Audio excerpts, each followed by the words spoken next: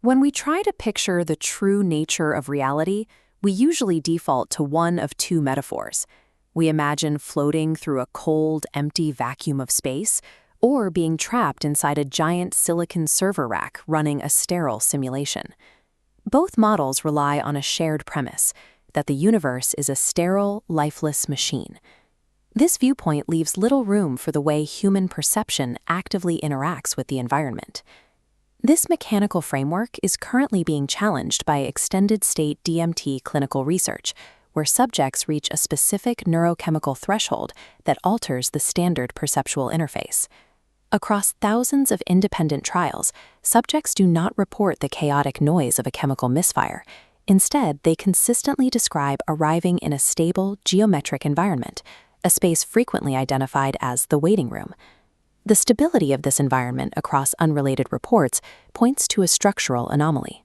It suggests that at a certain threshold, human perception is colliding with a hidden boundary in the architecture of reality.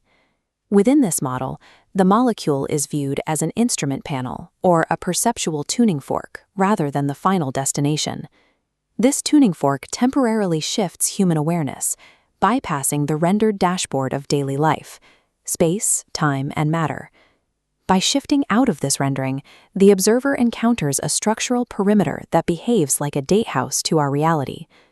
This repeatable clinical phenomenon allows us to observe the mechanical enclosure of the system, indicating that the environment we perceive has a structural edge. If modern observers are consistently hitting a stable boundary, we have to ask what the actual shape of this enclosure looks like. Ancient civilizations mapped this exact perceptual enclosure thousands of years before the development of modern technical vocabulary. This structural perimeter is visible in the circular boundary of the Dendera zodiac and the model of the cosmic egg, where the limits of the system are explicitly defined and supported. These ancient maps have traditionally been categorized as mythic fiction or primitive stories about the stars. However, these traditions operate as highly compressed datasets, zipped files of cosmological information designed to survive the erosion of history. These artifacts function as mnemonic operating manuals for the same boundary modern clinical trials are only now rediscovering.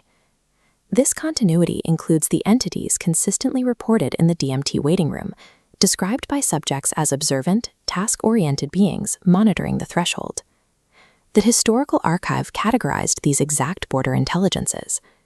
In the Egyptian model, Thoth represented a celestial office, tasked with managing borders and recording transit between realms. Figures like these were intended to be read as celestial job titles rather than literal characters. These titles define the administrative offices of the interface. Mercury, for example, represents the messenger function, broadcasting data and signals across the rendered environment. These entities act as the functional border patrol of the system, managing the transit and signal flow required to maintain the observer's experience. Many modern interpretations look at this enclosure and assume we are living inside a malevolent prison planet designed to trap human energy.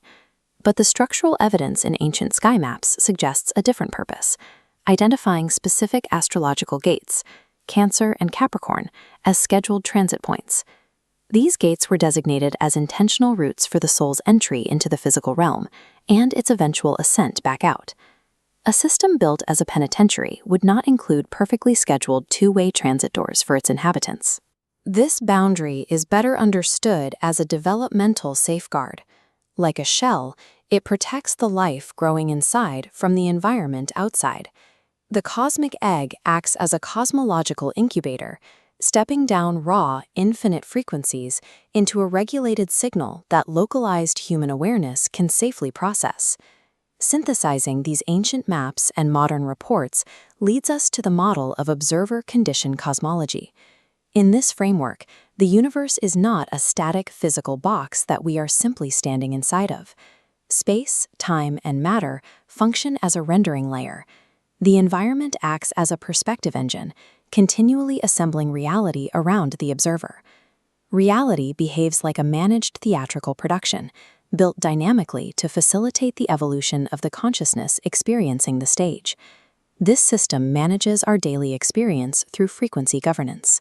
The celestial offices broadcast administrative scripts directly into the environment, much like a cosmic weather system. Because the human mind acts as a receiver, many of the thoughts and anxieties we experience are external radio signals hitting our antenna rather than organic creations of the self. Within this model, free will is redefined as the ability to choose how you process the broadcast once it hits your receiver. Awakening is the practice of signal separation. It is the ability to identify incoming frequencies without identifying with them. When you learn to read the cosmic dashboard, you realize you don't have to be the weather. You can just hold the umbrella and consciously choose how you play your role on the stage.